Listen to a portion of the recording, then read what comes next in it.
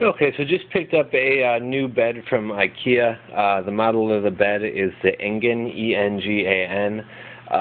Basically, it's if you want to look online, it goes for 150 bucks. It's a model. It doesn't really have a headboard or anything. It's kind of a, I guess, faux or fake walnut looking sides to it. When you buy these beds, you also have to buy a support beam that runs across the runs down the center of the bed.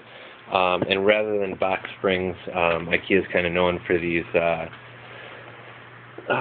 slats, basically. I believe they're held together by, oh, you can see here, they're held together by nylon, and this basically replaces a box spring. I know it seems kind of silly, or seems kind of weird, but I mean, honestly, all a box spring really is slats like this that are nailed together, and obviously it sits higher. I mean, it makes the bed a little bit higher off the ground. I mean, if you like a bed that's higher, cool, but otherwise, the thing I kind of like about this is the first IKEA bed I bought, but just the portability of it. I'll show you something here. In my house, you can see I got this kind of weird staircase. You get up to this point, the ceiling's right here. So basically, I mean, a queen size is basically just barely going to fit up here, and then you barely have any clearance to turn the corner. So I've moved one bed up here with my roommate before, and basically what you wind up having to do, you either got to take down this complete railing, or you basically have to lift the mattress straight up, mattress and box spring, straight up, and then kind of pull it over. I mean, it's really a really hard lift to make. You're going to scrape up the wall and screw up your box spring too. When you move, it's a hassle moving a box spring.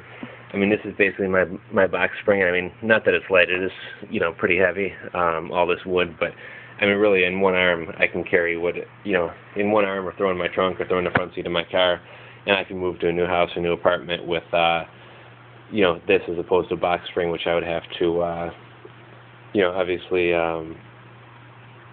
having a brain fart today. Obviously, I have to rent a truck or something like that. Also, the IKEA mattress, as you can see here, rolled up here. The downside to these, it's a pretty long time you got to wait. You basically got to unroll this and leave it for 72 hours, and that's for two reasons. First off, this is a foam mattress, so the mattress is going to regain its shape.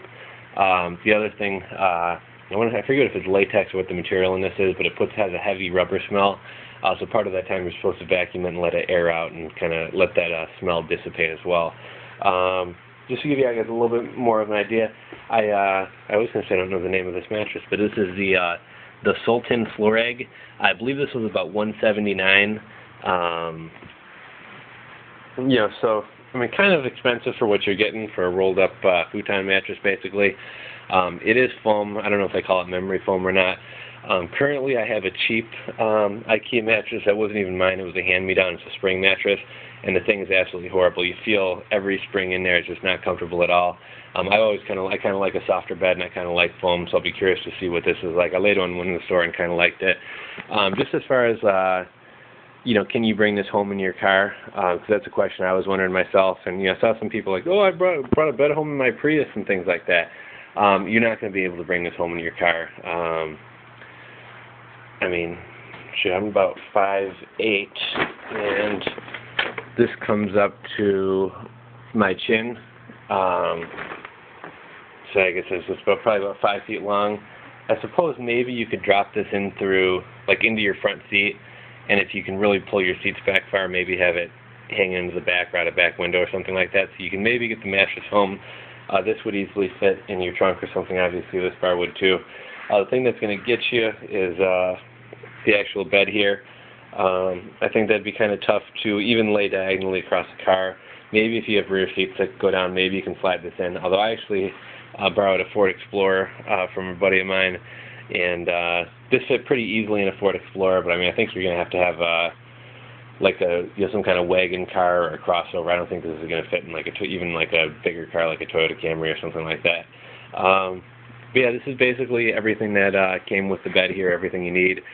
This is another thing I was kind of confused about. A friend of mine gave me an IKEA bed and a mattress a while back, and I was I wish I hadn't thrown it out. I kept the thing for a while, and it was missing some parts, and I didn't feel like having to track down the screws, and then you got the slats and everything else. I was like, screw it. But I'm kind of wishing I would have just bought the slats and things like that. Could have saved myself some money on this mattress. But yeah, when you buy an IKEA mattress, basically you're going to pick out the frame. Most of these, I guess IKEA does have some beds that use box springs and things like that. Pretty much with most of the beds, almost every single one, you're going to need to get this support beam which runs down the middle, and you're also going to need to get slats. Like I said, some of their beds do have box springs, but most of them seem to use slats. And then obviously you're going to get this. With some different models, there's like some support legs and things that go in the middle you may need to use. I would say do some research before you go into the store and kind of get an idea of what kind of beds you're leaning towards, and then check those out, because the website definitely tells, like with this bed, you'll need to pick up this part separately, or the price includes this part, but you need to go grab it separately and things like that. So do some research just so you know what to grab, because it gets kind of confusing. You know, you walk through the store and the salespeople upstairs are a completely different set of people than the people who are downstairs, and the warehouse people are kind of more packing stuff. They're not really there to help the customers quite as much. So you kind of want to know what you need to grab with your purchase and things like that. We kind of got all this stuff laid out here. I guess we'll maybe make a follow-up video showing you actually putting it together, showing us putting it together and showing the end result and things like that. But that's it for now.